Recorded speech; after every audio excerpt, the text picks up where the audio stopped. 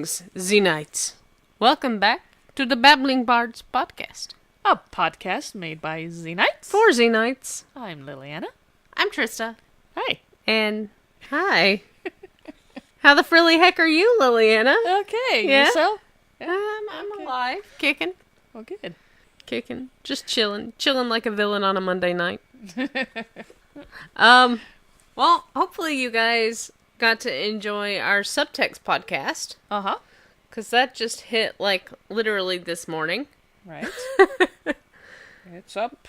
And, ready for you guys to listen. And watch, too. This one you guys can, watch. Because I added pictures to this one. She did. She's starting to get all crafty. And if you guys listen, we have, kind of sort of a co-host on that one. Joxer makes a few appearances in the background. Joxer the cat. So, Not the mighty. yeah, he was very whiny that when we were recording that one. So, Well, the thing is, when the door's shut, Joxer doesn't like it when the door's shut. no.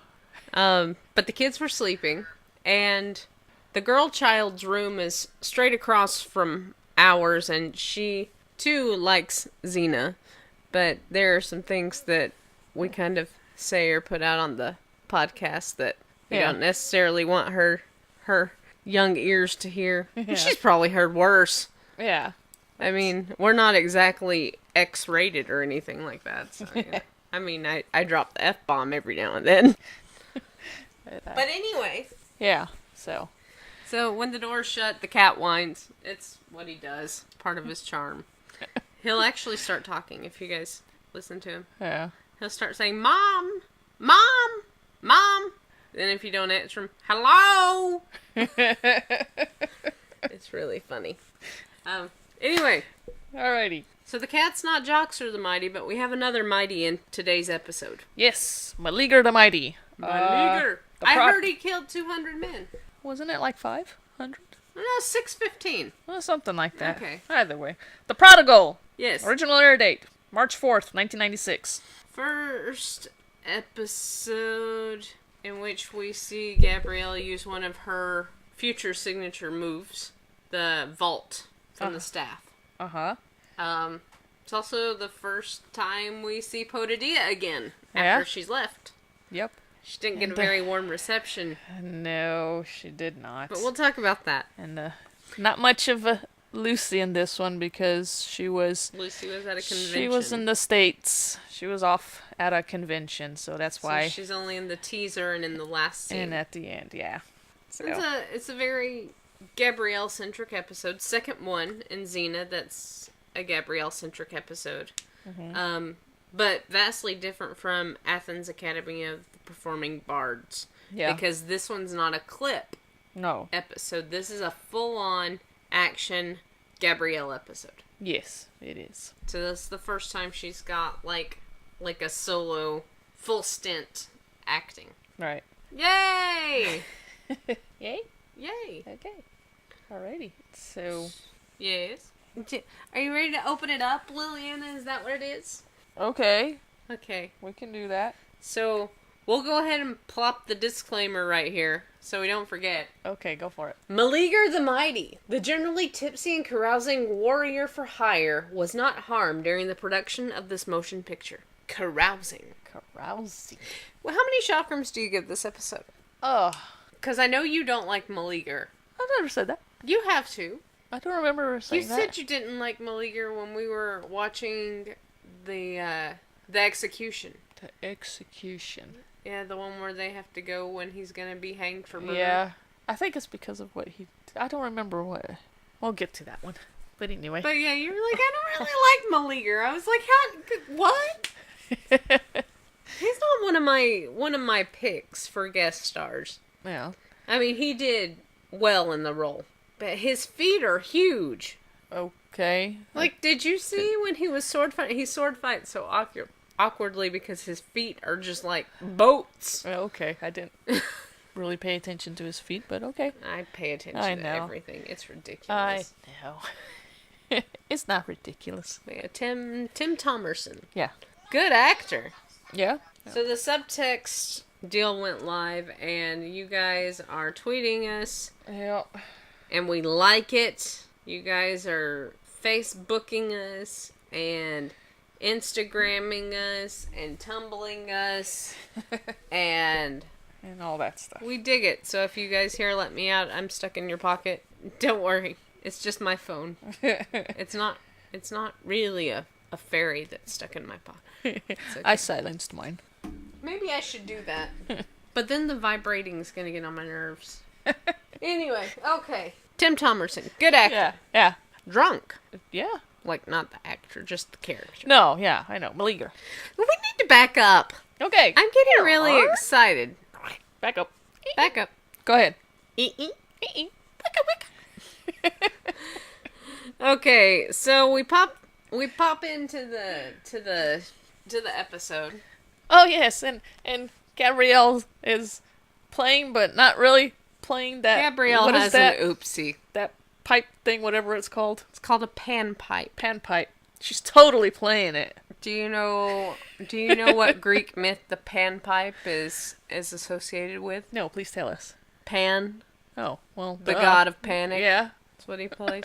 It's also associated with Peter Pan. Uh-huh. Because that's when he comes and sits outside the Darling Children's window. Uh-huh. He plays the pan. Okay. So yeah, she's playing a panpipe. She's totally playing it. You can totally tell she's actually playing it.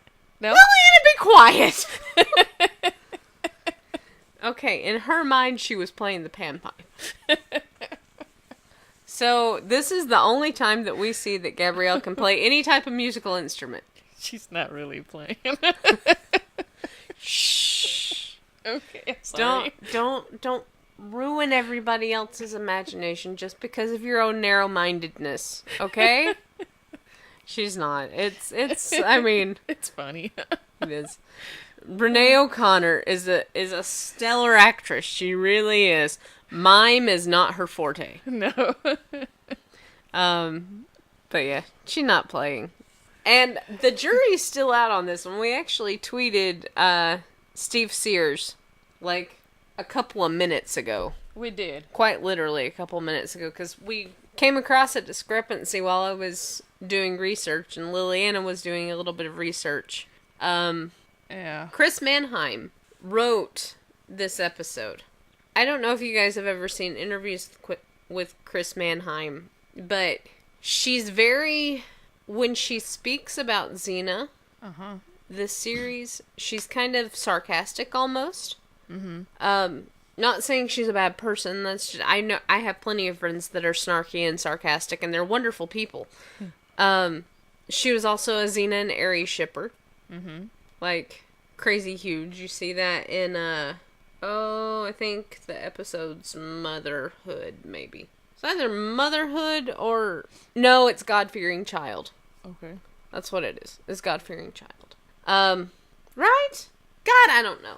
We'll get there when we get there. Okay. But she'd said, to begin with, that the character of Xena was very abrupt. Very rude. Yeah. It's the way she saw Xena. Well, she's writing this episode. And you have an episode that's viewed by fans as Gabrielle's big defining moment. Mm-hmm. Where Gabrielle really decides who she is and kind of what path her life needs to take in this episode. Now, a lot of fans view it as Gabrielle's coming out episode. It's viewed that way a lot, where Gabrielle finally realizes that she has feelers for Xena. Well, coming from somebody that shipped Xena and Ares, it had to be a hard episode for her to write. Yeah. Because there is subtext in this episode, which we'll get into a little bit later. Mm-hmm. But we found a discrepancy nonetheless, where Chris Mannheim wrote it. She wasn't exactly pleased with the jaunty tune that was being played on the panpipes during the filming. Well, Liliana finds this, and I come across one where it says Steve Sears was the one that wasn't happy. Yeah. So we're like, what?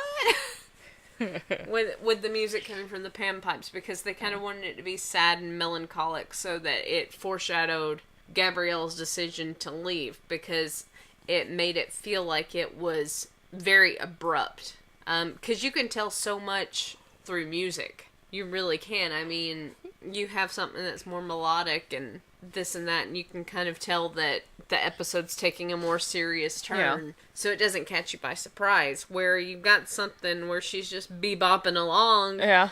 You know, going down the road, and then all of a sudden it's like, I gotta go home. It's like, wait, what? What? Huh?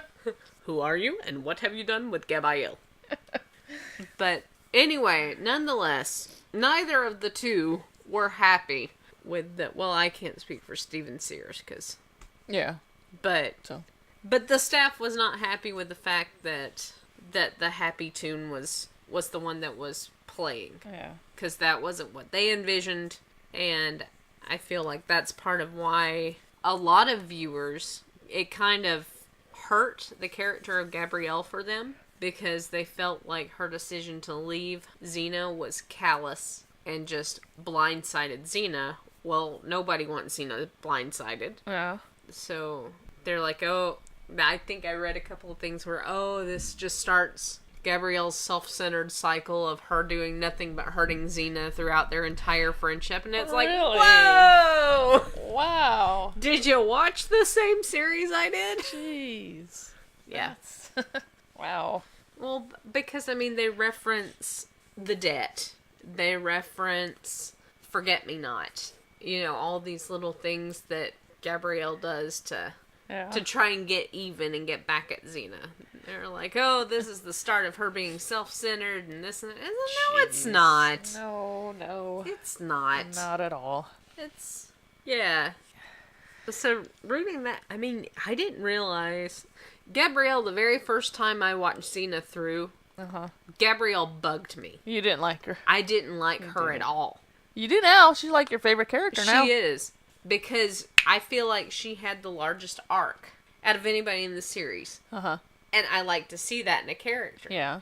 Where I was so irritated with her the first time I watched it through, it's like, it didn't matter what they did. I did not like Are they gonna kill her off yet? Is she gonna die yet? Tell me they're gonna kill her off. Are they gonna kill her off? You're just gonna have to wait and see. You're gonna make the XENITES hate me. Shut up. But that's how you were during the your first watch. Oh, God, she's so annoying. Are they gonna kill her off yet? Well, and in the beginning, she was. Yeah. But she was the young stupid. She was the comic relief. She's a little farm girl that I cannot read that. Whoever just commented on the probably the subtext one. I'm guessing is lo más lindo es que su amistad perdura en el tiempo. I don't know what that means. I know lindo is pretty. I know that. So help me out, guys. I actually saw, what caught my attention when I saw Lomas. Lama. And I thought, Lama? She's not in this! That's what I thought too. Is it? We're sorry, guys. Someone commented on the YouTube channel and it just popped up on our screen. So yeah. We're trying to translate pops up in the bottom right-hand corner of Liliana's computer screen. You know, we would use mine. Yeah, but yours is acting up. My computer's being stupid. Like, it really is. I can't even write decent fan fiction right now. But anyway, okay. We need to move on. We're like 16 minutes in and we've barely even touched on the actual episode. Yeah.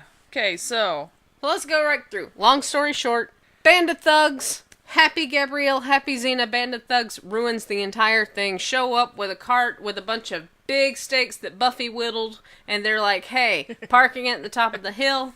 You guys can either give us anything that we want, and we do mean anything, wink wink, or we can skewer you. Right.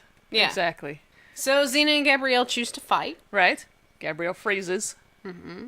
Now this is something that you and I had talked about before. Because there's in the subtext world, there's what's considered to be an arc. A love arc, if you will. Okay, I gagged a little. I'm sorry. So, this arc about the relationship between Xena and Gabrielle. We talked about this in the subtext video, but I'm going to cover it real briefly for you guys if you haven't seen the subtext video. Okay. Because that's what we do in polite circles. So, there's an arc that starts in Mortal Beloved. Mortal Beloved. I've got to start saying it right. Beloved. Mortal Beloved. I'm from Georgia, y'all. I would say beloved, too. Yeah. So. I am from Georgia. We say beloved. We don't say beloved. But anyway, Mortal Beloved, the conversation between Xena and Marcus, they tend to think that when Marcus is talking to Xena about the dead can hear your thoughts, and then he's completely shocked when Xena says that she loves him, and there's this whole big exchange, and it's like, well, you know, if he wasn't expecting that, but he can hear Xena's thoughts because he's dead, then who was Xena thinking about when he's giving her the whole don't give up on love spiel? And the only person in her life is Gabrielle. Yep. And then you have Royal Couple of Thieves after that one, and they're dealing with the Ark of the Covenant. Well, the Ark of the Covenant will incinerate you if you turn and run, and you don't face the truth. The truth. Well, at the final scene, when the Ark opens, or when the Ark is open, big shiny ball of Jesus comes out. Actually, it's not Jesus. That's inaccurate because he hadn't been born yet. Because we're still in the BCs, not the ADs. So, big ball of God comes out, essentially. And Gabrielle goes to run. She grabs hold of Xena because she, A, wants to protect Xena, but B, she also wants to make sure that Xena can protect her too. And it's been brought up and kicked around that when Xena tells Gabrielle, face the truth, don't run from it. It's been kicked around that maybe Gabrielle's truth was her feelings for Xena. Because at that point, she didn't want to face them or to admit them. So this is where the seed was planted, so to speak. Because you can see very much so in the Prodigal that their interaction with each other has now started to change pretty significantly. From the touches, the closeness, the looks, the banter has changed just a little bit back and forth. So they're thinking that this, as far as a Xena and Gabrielle relationship goes, is the defining moment for Gabrielle. It's not saying they're together yet, but it is saying that Gabrielle's having some serious issues trying to deal with what her heart's telling her that is right for her. Why? Have you met the citizens of Potidaea? They're farmers. So it's like, and they're very much so, like, you even get the vibe from Gabrielle's father in Sins of the Past. And in every other episode that he's in, you know, the man's the ruler of the house. The women are there to be seen, not heard. Right. They're there to keep the home. They're there to this and that. Very, very conservative views on life. Farmers are just like that. Yeah. I mean, your farmers are your conservative groups. They're your things don't change. Women don't have relationships with women. Men don't have relationships with men. This is just how it is. So I'm fairly certain that that's exactly how Gabrielle probably grew up. Probably, yeah.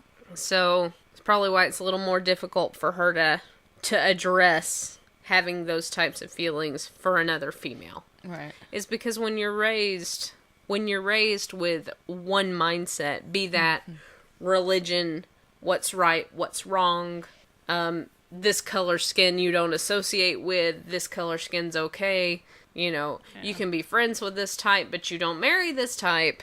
I mean, that's an entirely different playing field.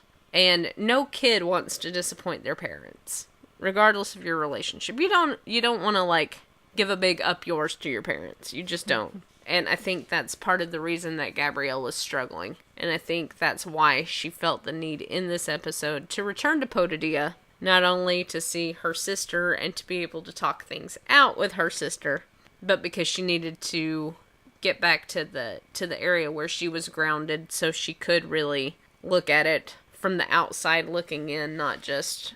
Because it's crazy hard to deal with shit when it's right in your face. Mm-hmm.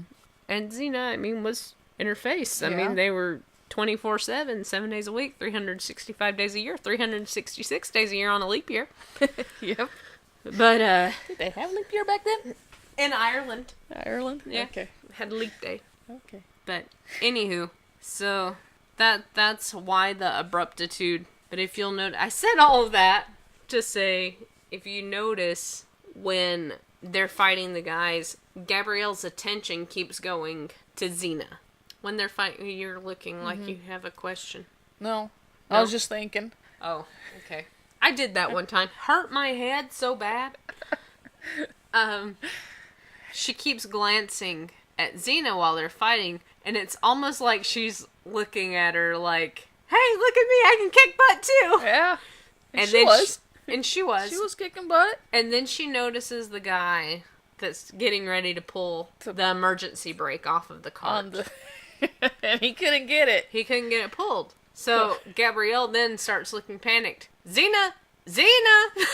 Yeah, hey. And then she's like, oh, I've seen her do this a million times. I can do this. Picks up the rock. Throws it at him.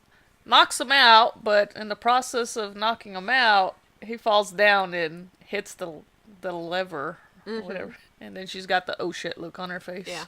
Crap! God damn.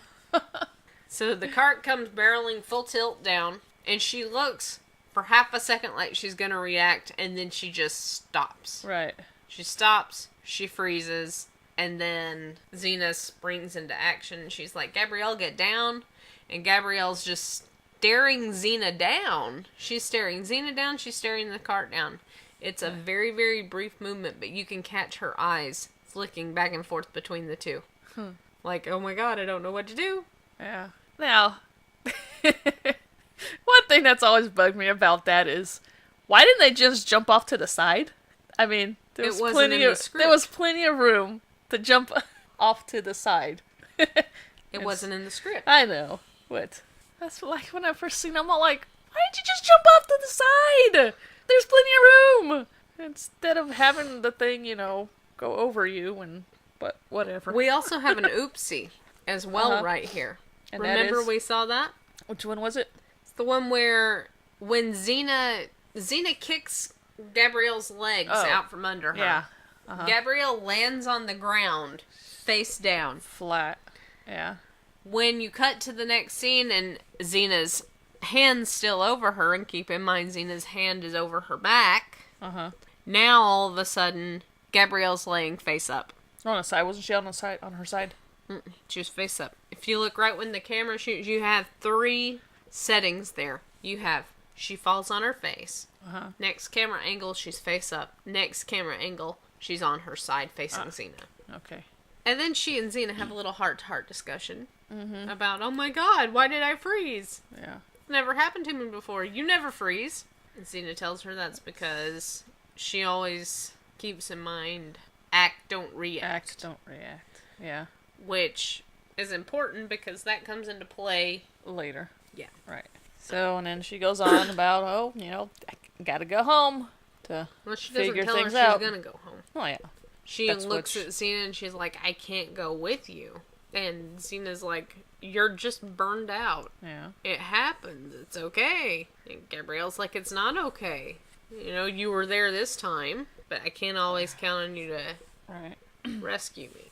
And pretty much it boils down to, again, for you subtexters out there, it boils down to, even though Gabrielle cares about Xena, she cares about her enough to leave her because she's afraid she's become a liability. A liability, yeah. And she doesn't want Xena to be in danger because of her. Right. That's what it boils down to. So, yeah. And Xena's like, well, where will you go? She's Potidaea. like, the only place I know. Yeah. Home. She's like, my family's there, my sister's there, I can talk to her about this, and Xena gets, like, this wounded look on her face, like... She's got a hurt look. Yeah, she's like, you can't talk to me? Yeah. And Gabrielle's like, well, I can, but, sometimes you need your family. Right. And Xena's like, no, I get it. And then she, asks her, well, you're gonna come back? And she's all, I guess it depends on what I learn.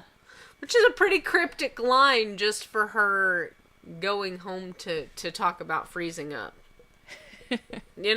And then we have her trying to hitchhike. Which Trying. is freaking hilarious. It's funny. We have a familiar face Yeah, while the she's one, hitchhiking. the one that finally picks her up. Because she's pregnant. He picks her up, and it's the same fellow that picks her up when she's trying to get a ride in Sins of the Past. Right. Same fellow that knew Oedipus. Hey, don't I know you? So, yeah. And then they're having a discussion about Sisyphus. Yeah. King Sisyphus. Now, was that, like, in the script or not? Because I think I read somewhere that their conversation right there wasn't, like, scripted. It was completely improv. Yeah, that's what I thought. Do you know why it was entirely improv? Why? Because both actors were stage actors. Ah, okay. Stage actors are trained very well Uh-huh. in improvisational skills, just in case something goes wrong. Yeah. So they were like, hey, we didn't really have any discussion mapped out. You guys just talk about whatever. Yeah. So then he drops her off. He drops her off, and then she comes across this village that's been Desecrated. ransacked and burned down, and yeah, you got this guy. What was he like?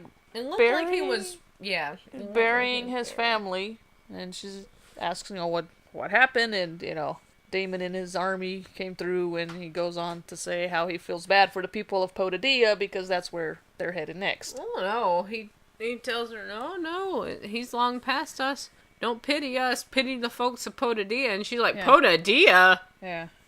So that's where Damon said he was striking next. But then we find out when she gets to... Wait a minute. There's a stock shot of Potidaea that was also used in Sins of the Past. I want to point out something in this stock shot. Okay. If you've studied any history at all, any maps at all, you will know that in ancient Greece, the city of Potidaea was about as flat as Nebraska in Arizona. It was just flat farmland. Okay. It's all nestled in these big green rolling hills and everything. That's not Potidaea, y'all. It's not. That's my little nitpick, but I'm just saying. Just saying. Well, in this Potidaea, it is. But it's historically inaccurate. I know. Okay. Okay. As long as you know. All right. Alright. So Gabrielle finally gets to Potidaea, and she's pretty much like, where is everybody? It looks like it's deserted. Nobody's there. She goes into a tavern, I'm guessing. I don't know. And why wouldn't she go home? Like, to her house? Maybe it was a long journey. She probably needed a drink. Yeah, but I mean, if you see the entire town looks deserted, Yeah. you see that there's nobody in the town. Right. My first thought would be to make sure my family was okay. Uh-huh. I would have gone home. Yeah. I mean, did Herodotus and Hecuba have an alcohol problem? Maybe Lila turned into a barroom girl? I mean, why go to the tavern first? I don't know. But that's where she went. Well, I don't know that I agree with Chris Mannheim's thinking on that. I don't know. But that's where she went. Well, in fact, we don't see her parents or her home at I all was in gonna this mention episode. I was gonna mention that because she goes home. You think she would go to see, her family, but we never see her parents. Mm-mm. Just Lila.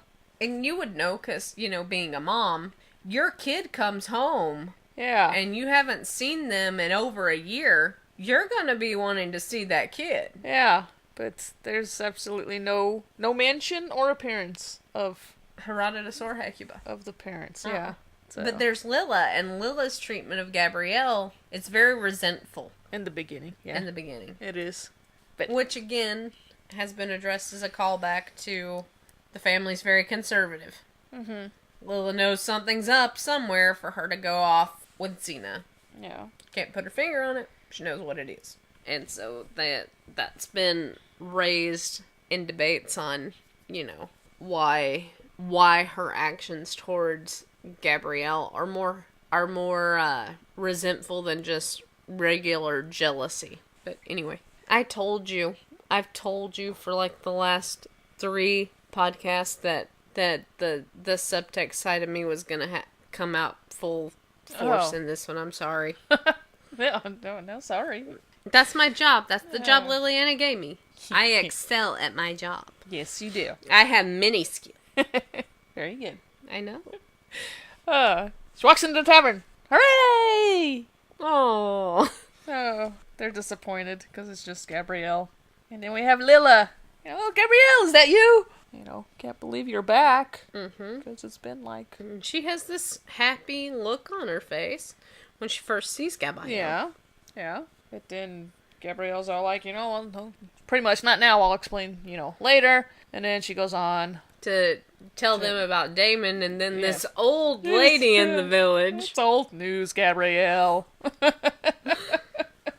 I mean, old lady. Ancient Greek village. If the ancient Greeks were anything like the ancient Romans, all the old women did was sit around and gossip. Yeah, she was just pretty much, to sack and burn the village, strip it of all the valuables. Pretty much, we already know this. It's old news, Gabrielle. Yeah, so apparently, Damon and his army have been ransacking them since Gabrielle left. They've been like their supply place. Yeah. They use them as a place to supply their troops in between lootings. Yeah. And Lilla makes the comment, I don't suppose you brought the Wonder Woman? No, not Wonder Woman. Yeah. No, that's not what she calls her. Why did she say that? She calls her the Woman Wonder. Woman Wonder. Why would she say Wonder Woman? Whatever. Every language except for English, your adjectives and your nouns are reversed. Okay. That's why she's not Wonder Woman. She's the Woman Wonder. Not Wonder Woman, yeah. Woman Wonder. All the world is waiting for you, and the power you possess. I'm sorry. Now I want to watch like old school Wonder Woman. Oh, okay. But and then we had that. What's his name? Ferris. Ferris. Bueller's Day Off. Yes, no. Ferris. He's pretty much like, oh, who cares, We got Meleager. We don't need Xena, we have Meleager. Yeah. And then Gabrielle, because, she's a bard, she's heard all these stories, and she's learned, she's like, didn't he single-handedly kill 100 men? And then 200. This is when the fishtail starts spinning out of control, because one's always small. Gabrielle gave him a very modest amount, 100. Lila's like, 200, 250, 317. Then again, who's counting? And then he faints. He passes out. And Lila's like, is he dead? Dead drunk? Yeah. And then we cut out to where Gabrielle and Lila are trying to get his boots off. Because he's passed out. And Gabrielle's like, how did we get stuck with this again? How is it that we're doing this? And then Lila tells her, you're the only one who's worked with a warrior. Right. So. And Gabrielle's kind of like, a warrior? Like, whatever. And then she goes on this tangent about Xena. Yeah. Xena wouldn't act like this. Shows a total lack of respect. He doesn't respect himself or us. And yeah. And then a fighter can't lose their self-respect. Yeah, and Lila's pretty much, well, if Xena's so perfect, I'm surprised you that you can stand to be around simple people like us. Your family. Right. And Gabrielle's like, huh? What? She literally has the look on her face like, what just happened here? Yeah. So you can see that Lila is kind of agitated. Yeah. That she's going on about Xena, and she didn't like it. Nope. And then we cut to where Ferris is doing the big announcement that Meleager's there. And he says Meleager the Mighty like 3 times. 3 times. Before he finally gets this gigantic belch. Yeah. And he's drunk. He doesn't seem very mighty at the moment. And then we find out that Meleager's getting payment. Right. From the people of Potidaea. Well, we know because I think we had the discussion in one of the earlier episodes that Trista's not all that intelligent on the upswing. It's hindsight that I start learning stuff. But I didn't realize that Gabrielle was a peasant. Oh, yeah. Had no clue. Yeah. So, we know that Potidaea is not a rich community. They're farmers. Right. Farmers do not turn a lot of money at all. And back then it was a total barter system. I mean, they would use dinars for this and that, but primarily it was bartering. There was no money. Soldiers wanted profit. They wanted money. Right. So we find out that Potidaea has pulled all of their resources, everything that they have, to give to this guy. Right. And Gabrielle, because she understands the plight of Potidaea, she understands, hey, this is not a rich community. We're not a trade center. We're not, a port city. We're simple farmers. These guys don't know anything of the outside world. They're totally depending on you to fix everything. Yeah. And you're drunk. Yep.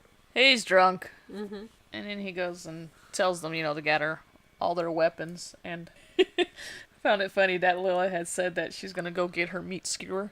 Mm-hmm. It's not much of a weapon, but, At least I can rely on it.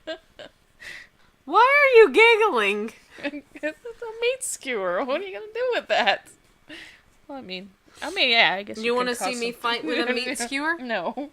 Are you sure? Yes. Give me somebody you don't like. Go ahead.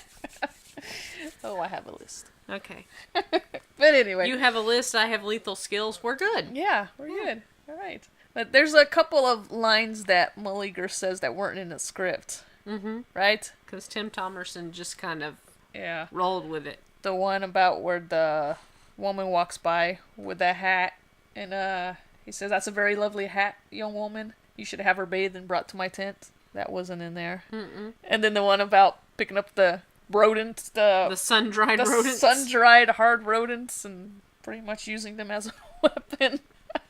Ew. That's nasty. You don't want to be hit with a rodent? No, I don't. I don't either. I'm scared of them. Especially a sun-dried, hardened They'd rodent. be all stinky. Yeah. Oh! No ma'am, no ham, no. Roadkill. Yes. Okay, moving on, because you're going to make me sick. Right. You make me sick! Oh, jeez. Okay, so then we're outside and a couple of Maliger's men are there, right? Okay. And, I was going to say Xena and Gabrielle. It's not but Maliger's men. Not Maliger's men, Damon's men. Yes. Yes, thank you. You're Sorry. welcome. My bad. I know. Yes, a couple of Damon's men are out Damon's there. men, so Lila and... I keep wanting to say Gabrielle and Xena. Gabrielle and Lila go to get Maliger. And, well, he's in the bar, just... Not in the bar, tavern. Tavern, yeah. Drunk. Again. And Gabrielle's like, look, Damon's men are here. We need you. And he's like, well, that's too bad, because this is empty. Uh-huh. Are you drunk? Yes. At least he's honest. Yeah. And then we come to where they've decided to marionette Maliger up. Oh. Yeah. We see Lila pulling the ropes. To to control his hands. Right. And then they're all... Gabrielle's standing in front of him, supporting him. Yeah, but she's making it look like she's holding him back. And the two men are like scared shitless because, oh shit, it's Maliger. I heard he killed 500 men. Right? And then the other one says what? No, the first one says 400 and the second one says, I one heard says 500. Or 500. Or 5. Or... And this is the same battle that the people of Potidaea were talking about in the beginning. It's the Battle of Liguria. Liguria, okay. Yeah. It's the same battle they're talking about where he's already said he killed 315. 17. 317, that's right. So, now these guys are like, I heard 400, I heard 5. Yeah. It's the same freaking battle. It is. So then they rush off to their camp to inform Damon that, it's Maliger, and apparently he's got a bounty on his head. Right? And Damon's heard that he killed 625 men. Yeah. The number just keeps going up. Which is okay, because they need it. They need him to be frightened. Yeah. Then we find out that there's a reward. Yeah, it's a bounty on his head. Yeah. 50,000 something dinars. 50,000 dinars from Cassius. Uh-huh. Who we actually meet in the series. But that's not until much, much later. Oh, in another episode. Yeah. I'm all like, he's not in this No, he's this not episode? in this. I said till much, much later. Okay. I thought you were talking later in the episode. Okay, anyway. So, Maliger's still passed out when we cut back to Potidaea. Yeah. And Gabrielle tells Lila, hey, get some water. Cold water. Cold water. And then she draws her hand back to slap him. And he's like, I'm awake! I'm awake! Where am I? He starts naming off these... Poter? Pewter? Potidaea? Potidaea. Potidaea. And then Gabrielle goes on, these people are counting on you. Gabrielle rips him a new one. Yeah. Makes him feel crazy bad. Well, good. Yeah. And then he turns around and he's like, you're a farm girl. What do you know? Right. What do you know about anything that I've had to deal with? And she's like, I know more than you think. You might be surprised. Yeah. And then he's like, blood, killing, gore, yada, yada, yada. And she realizes that he's faced the same thing that she's faced. Yeah. He lost his nerve. He lost his nerve, and that's why he drinks. Mm-hmm. And can you think of a better reason? Yeah. She's like, I can think of a reason not to. They hired him to get rid of Damon, and then he goes on about how, you guys need decent weapons. And she was like, it was either you or the weapons. They picked you. They're farmers. Like you said, they're farmers. Right. They don't know anything about special javelins. Why would you get javelins if you don't have anybody that can throw them? And she flat out calls him a worthless drunk. Mm-hmm. So, and he's all like, okay, no more wine until tonight. And she's all about, well, no more wine until it's done. Let's not be hasty. What will I drink? And then here comes Lila with the bucket of water. There you go. Lily gets this yes look on her face. Like, And so then you have Meleager and Gabrielle, they're gonna come this way, we gotta do this, we gotta do that. They're completely talking battle strategy. Right. And Lila's just kind of sitting back and observing, what? What do you mean? Huh? What do you mean by that? And I think that's when she really starts noticing, hey, Gabrielle's not the same Gabrielle that left home. She knows stuff now. And that's when we as an audience really get to see everything that she has picked up from Xena.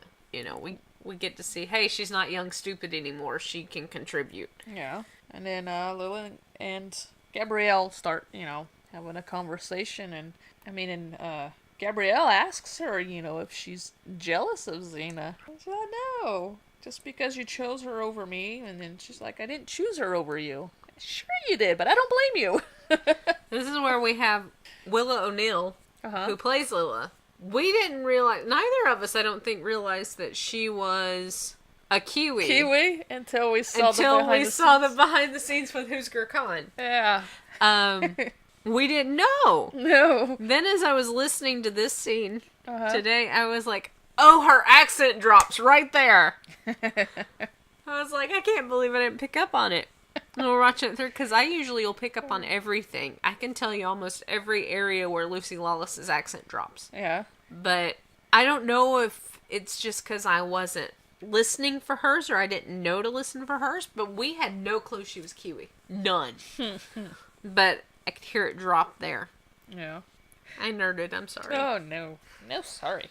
And then they hear something, so then they go looking for Meleager. They can't find him. And they hear Meleager go, hey! Yeah. And they've said that they're going to look for coverage trees, and when one of them finds coverage trees, to call out. Right. And so Gabrielle's like, oh, he must have found something. Must have found something, so they go, Yes. head that way. Yes. But he's nowhere to be found, and then Gabrielle starts noticing the tracks and starts, And then again, you see where she's picked up tracking skills. Right. She can say, hey, there were two people right here. There was a fight. He took them out. These two came from here. They hit him from behind. Right. And they dragged something heavy away. Mm-hmm. Well, Meleager's freaking huge. I mean, he is. He's not fat. He's not stocky, but he's tall. Yeah. With big feet. He's gonna make tracks like that. Yeah. Just saying. Yeah. And then she's all reasoning. Lila thinks, do you think they killed him? She's like, no, they would have left the body, minus the head for proof. Right. Right. And then Gabrielle says that she's gonna go after him. And Lila's all like, me too? No. She sends her back to the village. Which is big sister taking care of little sister, because that's what she does. Right. Pretty much, the people would panic if they knew that he was missing. So then we have conversation between Meleager and Damon. Damon wants him to join them. Because just his name will scare anybody from lifting a sword against their army. And then they drag in Gabrielle. And then Meleager's all like, oh, you want me to join you, Little incentive. Little incentive, And at this point, the viewer, us, we don't know if he's on the up and up or if he's flip sides. Yeah. Which, I mean, you're pretty sure he hasn't flipped sides. He's pretty bumbling. Yeah. And Gabrielle's been kind to it. Yeah. But even, like, the worst people, like batshit crazy Najara, can't bring themselves to kill Gabrielle. The only person that's ever been able to do that is Caesar. She is batshit crazy. I don't care how you slice it. She's nutso. She is one fry short of a happy meal. Right, Joxer? Oh, now you don't say anything. Now you don't say a word. Jeez. Right? Yeah, he just stretches. He stretches. It's nap time for the kittens. And so they take Maliger and Gabrielle to Damon's tent. They throw Gabrielle. They throw her in there. I'm like, ah! And then he turns around and he's like, what are you doing here? And she's like, I'm rescuing you. And he's like, it's not what it looks like. No. But I'm on the inside now. You have a plan? Any minute now. Then we cut to the outside of the tent. And somebody on one of the threads brought this up. Uh-huh. Do you know where I'm going with this? Go ahead. They brought this up. They're like, Gabrielle, according to the Titans episode, is a virgin. People back in those days were very quiet about sex. Especially the parents to the children and what have you. And then they point out that even when she marries Perdiccas, they're like, you know, she says she's never been with a man before. Well, she obviously knows what sounds come out. Like, where do you think she learned that from? Xena? Shut up, Liliana. You asked? You actually read something earlier. Oh. What was it that you read? It was something about how they still didn't hear at the end. The fans still didn't get at the end. Oh, Xena! Oh, by the gods! Yeah. Or that's who she was thinking about. Mm-hmm. And yeah. No, But then again, the logistics side, she could have been being coached by Maliger, who was a soldier that I'm sure had his share of women. Yeah. But that was on the boards. She's supposed to be a virgin. Fairly certain that Yeah. they didn't have porn at the time. Oh, and then the guards outside of the tent are just looking at each other like, what? And then the bed breaks. Or it sounds like it. It doesn't really break, but there's... Yeah, and then their heads get clunked together, boom, and knocked out. And then they escape. Run away! Yeah. So they what is it? They untie all of their horses so that, you know, So to slow them down. slow them down. Yeah. Yes. So then we're back at the village. Yeah. That's when they're all going over battle strategy. And they fully expect Maliger to be there. And Ferris is like, everybody's clear on what to do. Yeah. And they're like, yeah, we'll cut to when Damon's men come in, because Gabrielle and Lilla the next day are standing watch at the wall. Well, Lilla's fallen asleep. And after Gabrielle wakes Lilla up, they have a little heart-to-heart conversation. Right. Lilla is apologizing because she didn't mean to fall asleep. She didn't mean to fall asleep, and Gabrielle tells her she deserved it. She's like, I was watching you yesterday. You've grown up. Yeah. You're a competent and caring woman. She wasn't the little girl that she knew when she left. Mm-hmm. Pretty much she's all grown up now. And Lila says, well, sometimes I just think I'm growing old. And she's like... Oh. Then she acknowledges, you know, Lilla acknowledges. Yeah, that Xena's like, you know, really taught you a lot. Mm-hmm. Gabrielle said, yeah, she did. Yeah. And then she kind of breaks off for a second. Yeah. Which, you know, people let go on the subtext radar. Yeah, she did. She did. Yeah, I bet she taught you a lot. She taught her how to taught her when to fight and when to talk. Yeah. And how to tell a friend from an enemy. Mm-hmm. And what it means to have a best friend. Right. And she's like, well, then why did you come back? Oh, because, you know, some things just can't be taught. Mm-hmm. You know, some things you pretty much need your family for. Yeah. Like having a sister. Yes. And she tells Lilla, she says, Xena can't teach me that. She can't teach me the relationship between a sister because I already have that. Yeah. And then, you know, they go back to watching.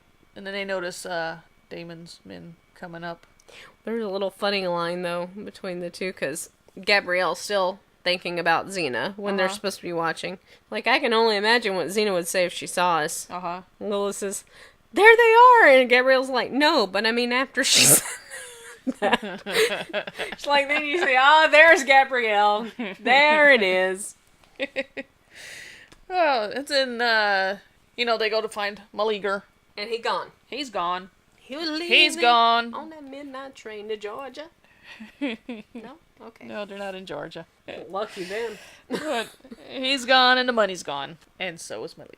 So we think he's just gone ape shit. Right. Mm-hmm. So, and the villagers are just ready to give up. They're like packing up a cartload of stuff and pretty much giving up. Yeah. And Gabrielle's like, hey. They're trying to do what we call in the South turning tail and running. They're like, we don't have a warrior, we're dead, and this and that. And then Lila's like, we got Gabrielle. Yeah. Who's better than a student of Xena? Well, then Ferris talks very down to Gabrielle. Yeah. He's like, this is a decision for the village. Yeah. For the whole village, not from an outsider. He'd be like, run along, Gabrielle. Like, it's not a decision from an outsider. And Lila's like, this is my sister. She is one of us. Yeah. Exactly. This is her village. And you pretty much up gump-faced bastard. Yeah, it tells them if you people were smart, you'd realize that Xena has taught her more about the warrior arts than you'll ever know about anything. Yeah. So they're like, well, Damon's men have... Well, the guy comes running in that Damon's men have cleared the woods. They're headed straight for them. And then, Gabrielle's just like, well, we've gone this far. Let's give these son of a griffins a welcome they'll never forget. Sons of Griffins. Sons of Griffins. Sons of Griffins. Okay. Yes, that. And so you got the Damon's men coming in, and villagers are chunking food at them. You hear glass breaking when there's no glass being used at all. Yeah. You see the old women in the village throwing their chamber pots out onto the villagers' heads. I asked Liliana while we were watching it, I'm like, what's that they're throwing on their heads? And she's like, I don't know, the soup of the day. And I'm like, no. It's their chamber pots. It's all green. Ew. It's what they go pee and poop in. Yeah, well, I know that. They threw it out, threw it down on their heads. Then they threw the pots onto their heads. Yeah. And then you got the girls all lined up and trying to, seduce them and everything. That was funny. And you got Renee shimmying. And Renee's actually a very good dancer. Yeah. But, girl, she white in this episode. I mean, she looks like she's just trying way too... Like in Hooves and Harlots, when she's being over-exaggerated. You can see your ones that are really unsure of the move, and then you can see the ones... You can always tell in an exaggerated shot who your dancers are, because your dancers are always going to be your ones that are over exaggerated and way off. Usually the mark of somebody that's able to dance. If it's over exaggerated, it's over exaggerated. If it's on point, then they're right down to a T. If they don't know how to dance and it's supposed to be an over exaggerated, they're so focused on dancing and looking like they can dance so you can tell who your certains are and who your uncertains are. But I mean that scene's just freaking hysterical. Would you have gone if you were a strapping male soldier and you saw the women shimmying and flashing leg at you and everything? Would you? If I was a dude, maybe. I don't know. Well, they went, and then they fell into a trap. They did. They did. Then they started getting beat up by the villagers. And the villagers at this point think that they've won. Hooray! And then Gabrielle will be like... No, they're gonna regroup. Nope. Not today. Then you have, Damon calling them, his men, fools, that they let women and children and old men kick their behinds. So... And then we have Maliger. He's back. Hey, Hydra heads. Yeah. Hey, Hydra heads. And we find out that he's gone and he's used the money... To buy the javelins. That whistle when they go through the air. Huh? That whistle when they go through the air. Oh, yeah. They whistle. Because, it strikes fear. Uh-huh. I don't know. Does it? Whistling creeps me out. Whistlers creep me out. Why? Whistlers and hummers But mainly whistlers. People that whistle are creepy. Why? Like when they just senselessly whistle. Uh-huh. You know what I mean? Okay. Like old men. Like the old men that just like... You can't even whistle. Nope, I can't whistle. But when you have these old dudes that just like whistle these tunes that aren't tunes, they just sound like they belong in a Stephen King film. You know? It's just creepy. Is it just because you can't whistle? No. It's because it's creepy. Okay. Like, go play with Pennywise. So then they get defeated by Meleager. Yeah. Yeah. They do. Yeah. And then after that's all said and done, then you have Ferris, like, oh sure, there were a few tense moments, but I never had a doubt that we could do it. Bullshit.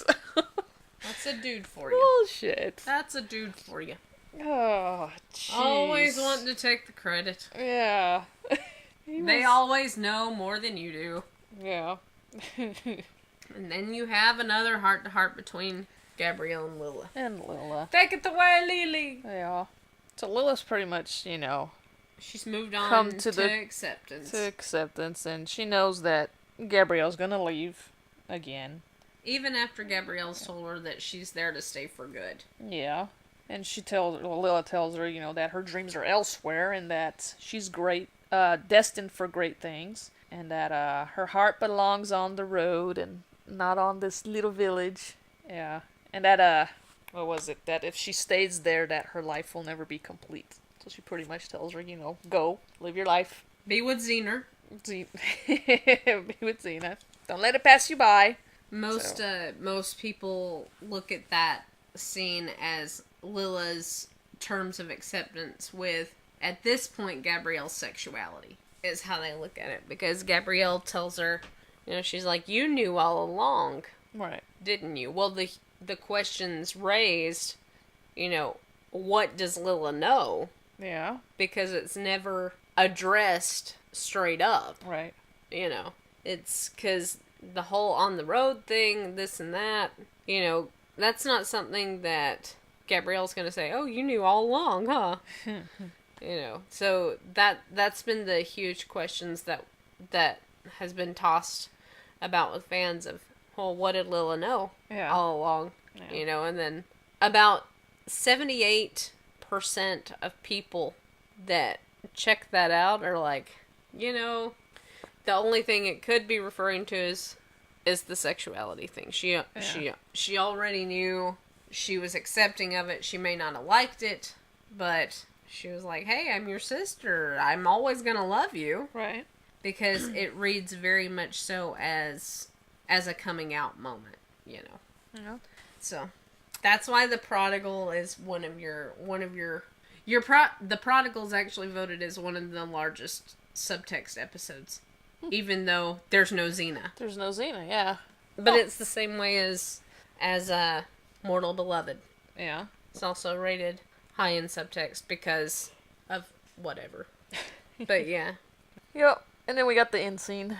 Gabrielle's whistling along, and then she comes to the same spot where she froze up. Mm-hmm. And the same guys are there again. With a bigger cart! And this time with, steaks coming out of the bottom, too.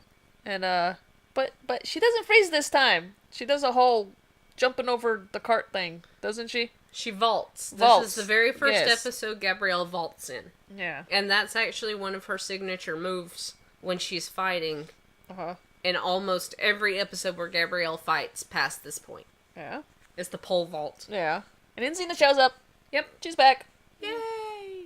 The guys are all like, oh, not again. And, they get their butts kicked again. Gabrielle's all like, when did you get here? She's like, in time enough to see you vault that cart. Yeah. She's all proud that, she didn't freeze this time. So it was gutsy, yeah? Yeah. And I didn't freeze. Didn't freeze. No, you didn't. Xena, did you find the answers that you were looking for? Yeah, I did. So. Gabrielle's like, it's funny, don't you think? We should run into each other. Yeah, and then... I mean, here? Right. And Xena's all like, no, because I guess she was on her way to Potidaea to check in on her. To see how she was doing. Yeah, and that's it. Mm-hmm. Yes. Gabrielle's like, really? And she's like, You like that move, huh? It was alright. I could teach it to you. So. That ending scene actually changed. The ending scene, we have almost an admission from Xena in the original script. We talked in our Subtext podcast about how some of the scripts were changed. Because they ran to main text. Yeah. They felt like it wouldn't leave your audience members guessing enough. Or the network wouldn't approve it or whatever. Yeah. But the original script, it had where in the end when Gabrielle said she was going to Potidaea to check, or when Xena said she was going to Potidaea to check on Gabrielle, the comment was made by Gabrielle, I miss you too. I missed you too. Oh, okay. Okay, yeah. And Xena looks like socially awkward. Yeah. Xena is like, Argo really missed you. Yeah. Argo missed you too. She couldn't get out the I missed you too, so, Argo missed you. Yeah. And that jaunty little tune starts up again. Oh, yeah. There was something that we didn't hit earlier in the podcast. Do you remember what it was? No. Yeah, you do.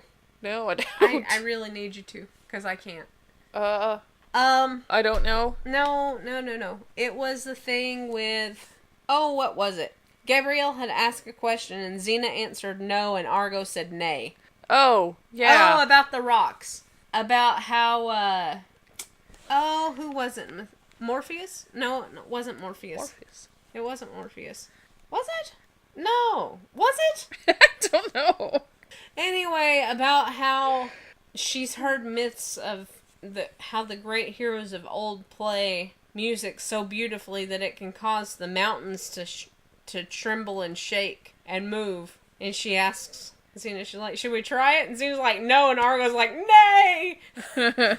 So, she got no's on both accounts. Yeah? Something Right? like that. Who was it? But I thought she said a name in the original one. No. What was it? She, threw a rock at... I don't remember. You gotta remember. That's your thing. That's your thing. Okay, so it's not her mentioning anybody. It's just when she suggests she play her pipes. To, bring down the wall? To bring that down rock, the wall. That rock. The rock the wall, rock yeah. wall. There you go. That's where I got rock And from. Argo says nay at Nay. the same time that Xena says No. no. Which we all know that nay is no. Okay. In court, it's Nay. yay versus nay. Nay. Yeah. So, yeah. But anyway, Yep. what else do we have omitted in the shooting script versus the actual script? There was a hug between Xena and Gabrielle that was left out. There was a mention of Gabrielle's parents. There's no mention of Gabrielle's parents in the shooting script. And then the sidestepped I missed you too from Xena at the end. Yeah. But anyway, Yeah, that's pretty much it. that's it. That's all she wrote Yeah. for this episode. Yep. Next episode. Altered States. That was my imitation of the rock chorus. Okay. Altered States is the one where Gabrielle teaches the rocks to sing. Yeah, that's right. I'm so excited. Anyway, okay. But You guys, anyways. make sure to keep listening to the podcast. There's going to be something special coming up For next month? Yes. next month. We want to make sure you guys stay up on all the details Yeah. for that. So keep listening. Thank you guys so much for listening, liking, tweeting us, throwing books at our faces. Everything. We really like hearing from you guys. And Yeah. Send us comments, questions. Send us questions. Maybe we'll do another one with questions. well, that's actually on our books. Yeah. For that, we should just we start planned having them out- send us questions. We planned out stuff. We're gonna do a recap for the end of season 1. Yeah. Just to kind of cover everything. It's probably gonna be a long guy. Like Yeah. This one or the subtext one, Yeah. probably.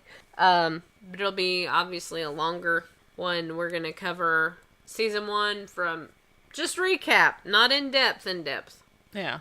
But we'll cover the whole thing. If you guys have any questions on season 1 or any questions for us personally, about the series or our likes or dislikes or what we think could have been done better or whatever, shoot us your questions now. Yeah, start sending us those questions and yeah. Email them, tweet them, Facebook. Facebook them, Facebook message them if you don't want everybody to know what you're asking. If we follow you back on Twitter, DM us. Yeah.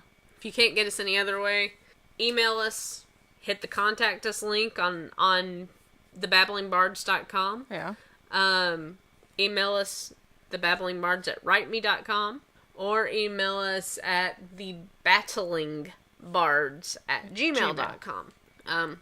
That's a lot of contact information. I realize this now that I've said it out loud.